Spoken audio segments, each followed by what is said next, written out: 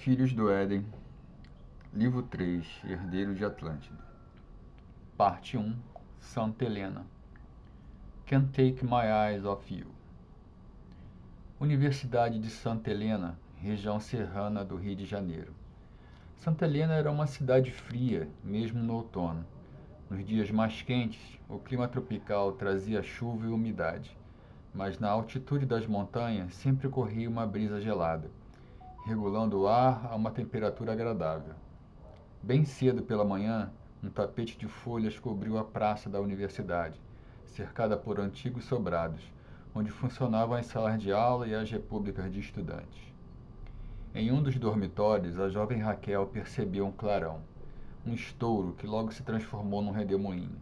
Uma imagem belíssima, colorida, que remetia às fotografias que vira nos livros de galáxias e supernovas.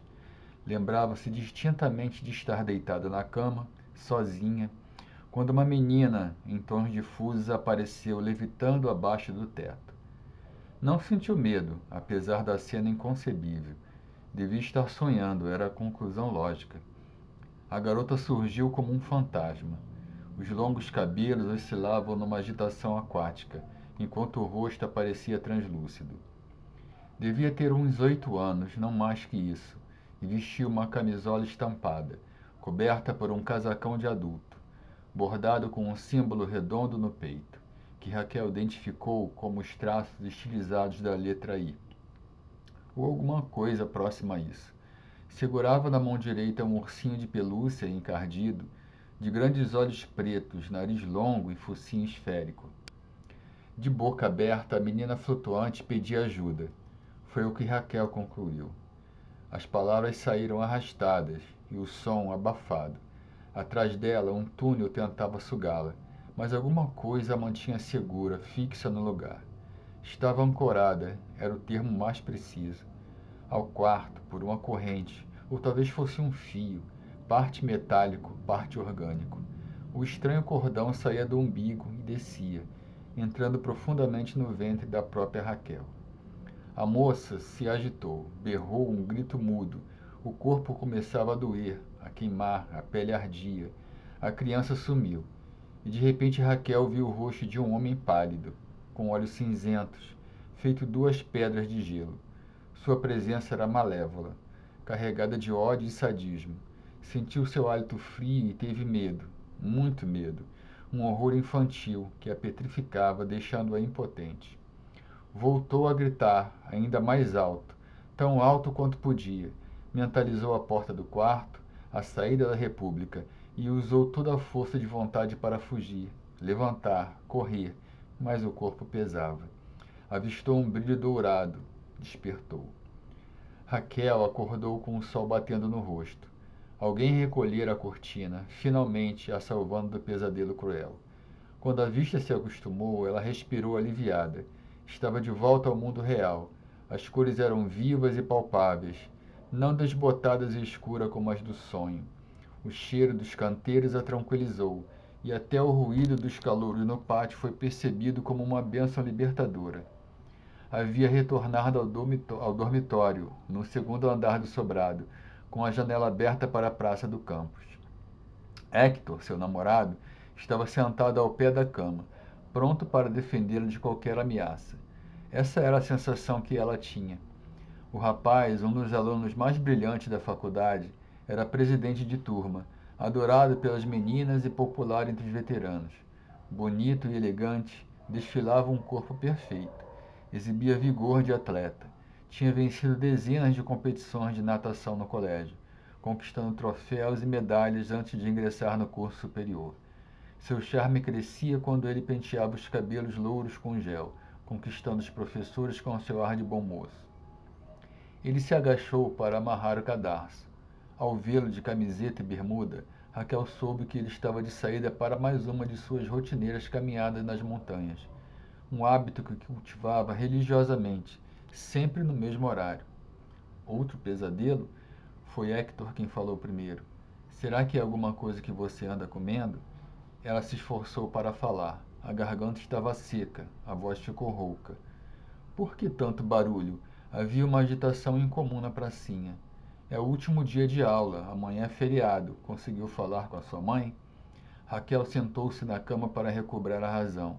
Coçou os olhos verdes, bocejou. Os longos cabelos ruivos desciam lisos até a cintura. Olhou para as próprias mãos para ter certeza de que estava desperta. A pele era clara e sedosa, e sardas ocasionais pontilhavam o nariz. Vestia apenas um moletom vermelho bordado com o escudo da faculdade. Tentei ligar ontem o dia inteiro, mas ninguém atendeu. Ela cruzou as pernas sobre o colchão, esticou a coluna, puxou o edredom para o lado. O que vai fazer? Tentar de novo, e de novo.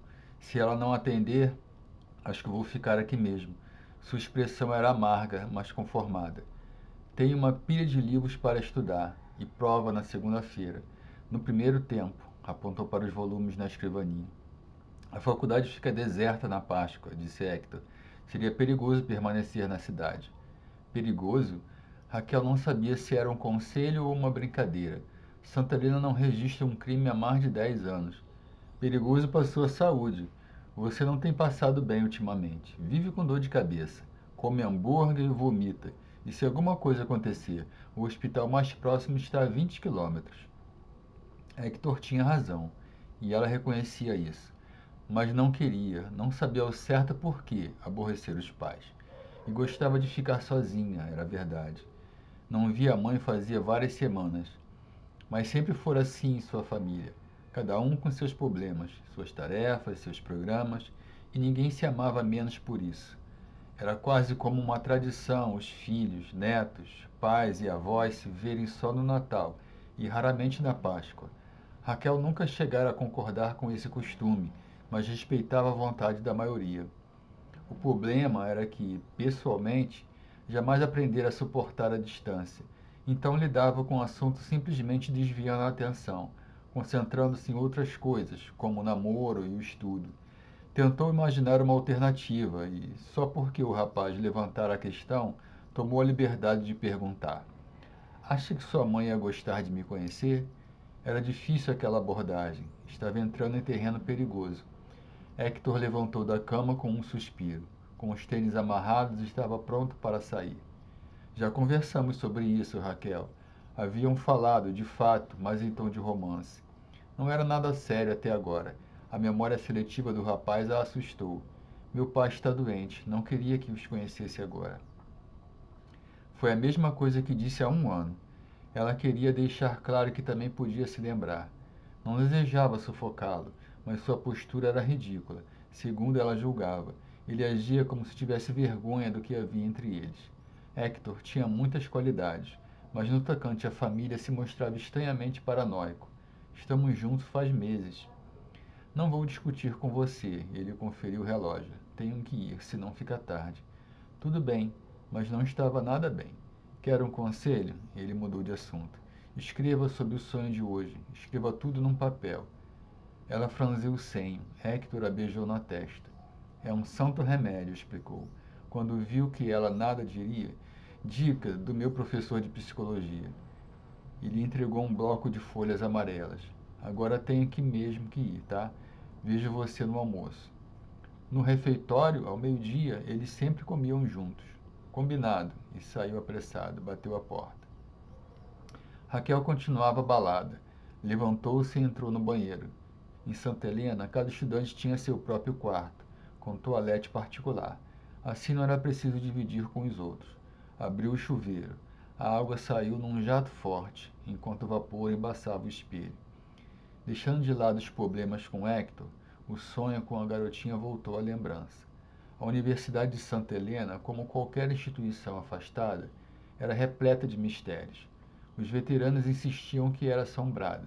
Os rumores acerca do mosteiro, a partir do qual o complexo fora construído, incluíam relíquias medievais, rituais de magia negra e cerimônias indígenas.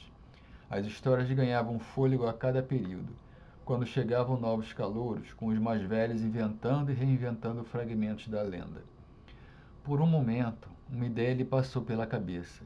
Não que acreditasse naquelas besteiras, mas não pôde evitar. E se não fosse um sonho? E se a menina estivesse mesmo pedindo ajuda? Tirou a roupa e ligou o rádio. Antes de entrar no banho, uma música começou a tocar. Can't Take My Eyes Off You,